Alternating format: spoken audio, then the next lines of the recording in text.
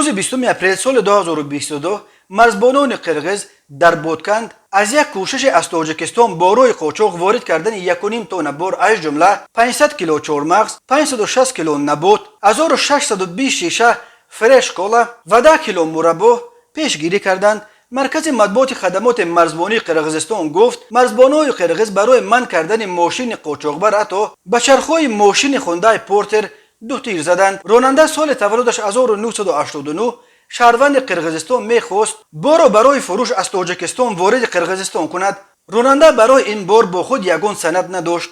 گفته می شود در اطلاعیه قرغیزستان از 22 مای سال 2021 در پی آن مناقشه‌های خونین آخر ماه اپریل که 55 کشته و 240 زخمی به جا گذاشت مرزهایش را با تاجیکستان بست و رواهای شهروندان و انتقال محصولات را نیز اجازت نمیدهد. هرچند بهانه رسمی بستن مرز پاندمی کرونا ویروس گفته میشد، ولی مقامات بلندپایه قرغیزستان چندین بار گفتند که مرز با تاجیکستان تنها بعد مشکلات موجوده مرزی با این کشور همسایه باز خواهد شد.